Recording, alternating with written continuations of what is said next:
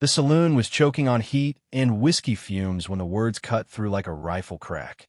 "She's my wife. She's not for sale." Every chair leg froze mid-scrape. Dice stopped rolling. A glass somewhere didn't make it to a man's lips.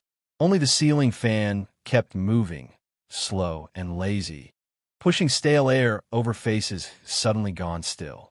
Mayor Cole's boy, slick-haired and loudmouthed, leaned back in his chair with a grin that didn't reach his eyes. He'd been holding court all evening, boots on the table, silver spurs catching lamplight. The crowd had been laughing, not because his jokes were worth hearing, but because it was safer to laugh than to cross him. Now, they weren't laughing. The rancher stood a few paces from a bar, hands resting easy at his sides, eyes fixed on the younger man. His hat brim cast a shadow over most of his face, but the set of his jaw was plain enough. He wasn't moving toward him, and he wasn't moving away. Cole's boy shifted in his seat. "You talking to me, old man?" His voice was louder now, pitched to drag the crowd back into his corner. The rancher didn't answer right away. He reached for his glass, took a slow swallow, and set it back down. The glass clicked against the barwood. "I said," he repeated, quieter this time, "she's not for sale." Heat pressed in from the street outside, where the sun still hung low, turning the dust red. The open doors let in a thin wind that stirred the smell of horse sweat from the hitching rail. A woman's hand, pale against the dark wood, tightened on the frame of the saloon door. Her eyes flicked from her husband to the smirking young man at the table. The hem of her skirt brushed the grit on the floor as she stepped backward, out of sight.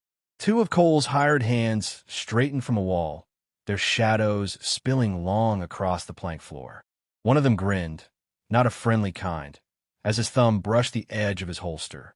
The rancher didn't seem to notice. Or maybe he noticed too much. His boot stayed planted, his weight balanced like he had no need to shift it. The ceiling fan creaked again. Someone coughed. The church bell down the street struck the hour, slow, measured, like it had all the time in the world. The old storyteller's voice drops low. That was the moment, friends, the one where folks swore they could feel the air tighten in their lungs. They didn't know it yet, but they were watching the kind of trouble that writes its own name in history. Boot heels scraped over warped saloon planks as Cole's boy pushed himself upright. The chair legs screeched in protest, the sound setting teeth on edge. His smile was gone now, but the arrogance stayed in the tilt of his chin. "You got a loud mouth for a man who spends his life shoveling dirt," he said, stepping forward. The rancher didn't move. His hat brim stayed low, shadowing his eyes, but his voice was calm as still water. "You ought to think careful about the next thing you say." Laughter rolled from one of the hired hands, sharp and hollow. He was already edging closer, the butt of his revolver nudging his palm.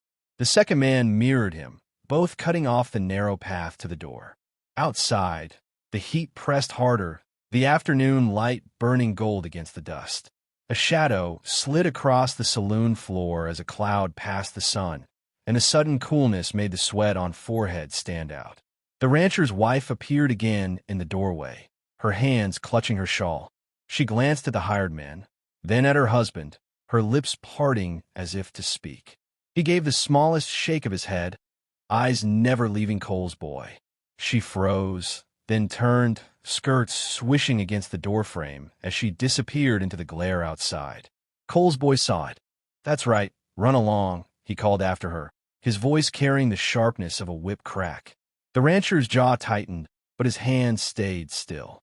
The saloon's piano man had stopped playing long ago, but now he eased his hands off the keys entirely, setting them in his lap. A single bead of sweat traced down his temple. From the corner, a ranch hand with dust on his shirt leaned toward a friend.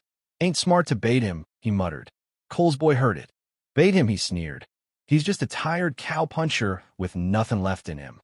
The rancher lifted his head just enough that the light caught the edge of his cheek. "You don't know what I've got left." The two hired guns moved in closer, boots thudding slow against the wood. The air felt heavy, the smell of spilled whiskey sharp in every breath. "Tell you what," Cole's boy said, his voice dropping to a drawl. "You step aside now. Maybe I'll forget the insult." The rancher turned just slightly, not toward him, but toward the door his wife had gone through. Then back.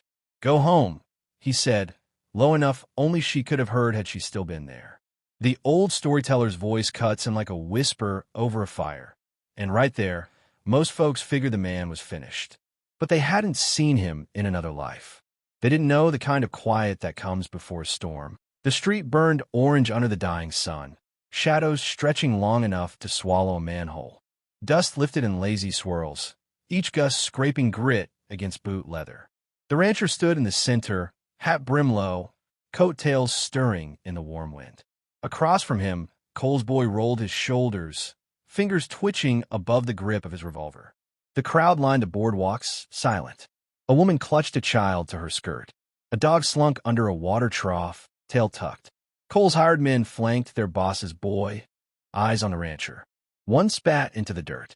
The other rested his palm on the butt of his pistol, tapping it twice. The rancher's gaze never moved. Cole's boy smirked, though sweat streaked the dust on his brow. "Reckon you can still draw, old man?" The rancher's coat shifted as his hands rose, slow, deliberate. Fingers worked the buttons loose, the heavy fabric falling open to the heat. The murmurs began. A tarnished U.S. cavalry insignia gleamed faintly against the worn leather of his vest. At his hip, the revolver looked old but clean, blued steel catching the last light. Along the grip, tiny notches marked the wood. Too many to count from where anyone stood. Cole's boy's grin faltered. "You know who that is?" someone whispered from the crowd. The rancher's voice carried, low but cutting through the stillness. "You want to walk away, boy? This is your only chance." Cole's boy shifted his stance. Too late for that. A gust of wind swept down the street, lifting the dust between them like smoke. The boy's hand twitched. The rancher moved. It was faster than a blink. One moment his hand hung at his side, the next the revolver was up, hammer back, barrel steady. Cole's boy's gun tumbled from his grip, clattering into the dirt. His hand clutched his wrist, eyes wide. The hired guns froze. Neither reached for their weapons. The rancher's revolver stayed, trained, for another long second. Then the hammer eased forward with a muted click, and the weapon slid back into its holster. He stepped forward, boots grinding against the grit. Standing over the boy, he said just loud enough for everyone to hear, "Tell your father, next time I won't miss." The boy swallowed hard, nodding without a word. The rancher turned, walking toward the fading light. The crowd parted like wheat before the wind. The old storyteller's voice comes in soft. Some say the sun set quicker that night, like it wanted no part in what came after. But I reckon the sun just knew when it was time to bow to a man like that. Morning light spilled over Dust Town like it had forgotten the night before. The boardwalks were swept clean, but the march from boot heels still cut faint trails through the dust where the crowd had stood. The saloon doors swung slow on their hinges. Inside, voices were hushed, eyes glancing toward the street as if expecting him to come walking through again. At the hitching rail, the space where his bay mare had been tied stood empty. Only a loop of frayed rope dangled from the post. Down by the livery, old Amos swore he'd seen the rancher ride out before dawn, heading toward the red canyons. So the man never looked back once. Over at the general store, Miss Carver claimed she'd passed him in the early light, coat buttoned again, hat low, carrying a sack of feed like nothing had happened. By noon, the story was already bending in a dozen directions. Some told it that he'd shot the gun clean out of Cole's boy's hand without ever touching the trigger. Others said the wind had carried the bullet sideways, sparing the boy by a miracle. A few swore the rancher had stared the whole gang down without drawing at all, and the fear alone had made them step back. Mayor Cole's boy kept his hand wrapped in a bandage for weeks, though the skin beneath was unbroken.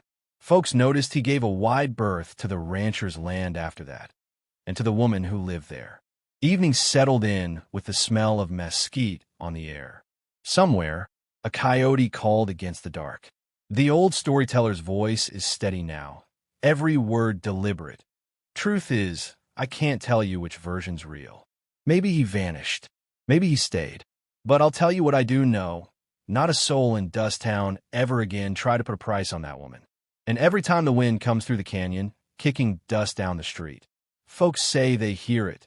The sound of a man's voice, calm as a church bell, saying, the saloon quiets in the telling. Faces lean in close. She's my wife. She's not for sale. The words hang there, carried on the wind like they've been traveling all these years. And outside, the shadows grow long over the street where a rancher once stood, alone but unshaken.